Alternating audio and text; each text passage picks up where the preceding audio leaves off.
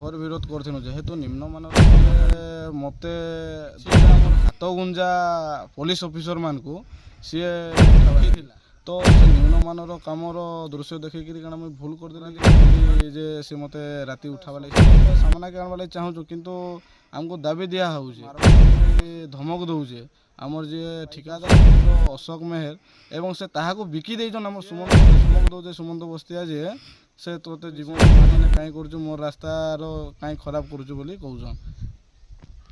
ଆଜ୍ଞା ଯେନ୍ ଆମର ଶଗଡ଼ା ପଞ୍ଚାୟତ ଠାରୁ ଆମର ଖଣ୍ଡିକନ୍ପା ପର୍ଯ୍ୟଟନ ସ୍ଥଳୀ ଦେଇକିରି ଯେନ୍ ରାସ୍ତାଟା ଯାଉଛେ ତାର ଆମେ ଘର ବିରୋଧ କରିଥିଲୁ ଯେହେତୁ ନିମ୍ନମାନର କାମ ଚାଲିଛେ। ତ ସେଟା ମୋତେ ନିଜକେ ଗୋଟେ ଖରାପ ଲାଗଲା ଯେହେତୁ ମୁଇଁ ଫଟୋ ଏବଂ ଭିଡ଼ିଓ ତାର ସୋସିଆଲ ମିଡ଼ିଆରେ ପକେଇଥିଲି। ଏହା ବଦଳରେ ସୋସିଆଲ ମିଡ଼ିଆରେ ଯେତେବେଳେ ପକେଇଥିଲି ସେ ଠିକାଦାରଟା ଆମର ସିଏ ମୋତେ ଧମକ ଦଉଛେ ଯେ କାମଟା ଠିକ୍ ହିସାବରେ ହେଇଛେ, ତୁଇ ମୋତେ ବଦନାମ କରିବା ଲାଗି କାହିଁ ଚାହୁଁଛୁ ବୋଲି ସେ ଇ ହିସାବରେ କହୁଛେ। ଆଉ କିଛିଟା ଆମର ହାତ ଗୁଞ୍ଜା ପୋଲିସ ଅଫିସର ମାନଙ୍କୁ ସିଏ ପଠେଇଥିଲା ରାତି ମୋତେ ଉଠାବା ଲାଗି। ତ ସେ ନିମ୍ନମାନର କାମର ଦୃଶ୍ୟ ଦେଖିକିରି କାରଣ ମୁଇଁ ଭୁଲ କରିଦେଲି, ମୁଇଁ ଅପରାଧୀ କରିଦେଲି ଯେ ସେ ମୋତେ ରାତି ଉଠାବା ଲାଗି ସେ ଚେଷ୍ଟା କରୁଛେ। ତ ସେଥିର ବାବଦରେ ସେ ଯେତେବେଳେ ମୋର ନାଁରେ ଏଫଆଇଆର ଦେଇଛେ ତ ଆମେ 7/1/2024 ଆମର ବୌଦ୍ଧର କଲେକ୍ଟର ଆଜ୍ଞାକୁ ଭେଟିଥିନୁ।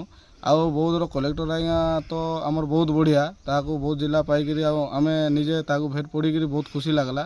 ସିଏ ପ୍ରତିଶ୍ରୁତି ଦେଇଛନ୍ ଯେ ଆମର ଯେ ସେ କାମର ତଦାରଖ କରାଯିବା ଏବଂ ଆପଣଙ୍କ ନାଁରେ ମାନେ ସେ କହିଲେ ଯେ ତୁମ ନାଁରେ ଯେହେତୁ କେସ୍ ହେଇଛେ ତାର ତ କେନ୍ ହିସାବରେ ସେ କେସ୍ କରିଛେ, ଏଫଆଇଆର ଦେବାଟା କାହା ଲାଗି ମନା ନାହିଁ। ସେ ଯେହେତୁ ଆମେ ସତକେ ସାମନାକେ ଆଣବା ଲାଗି ଚାହୁଁଛୁ, କିନ୍ତୁ ଆମକୁ ଦାବି ଦିଆ ହେଉଛି।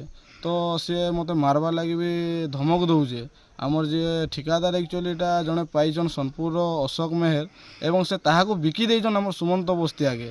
ସିଏ ମୋତେ ଧମକ ଦଉଛେ ସୁମନ୍ତ ବସ୍ତିଆ ଯେ ସେ ତୋତେ ଜୀବନରୁ ମାରିଦେମି ଏବଂ ତୁଇ ସେ ଭିଡ଼ିଓ ମାନେ କାଇଁ କରୁଛୁ, ମୋର ରାସ୍ତାର କାଇଁ ଖରାପ କରୁଛୁ ବୋଲି କହୁଛନ୍।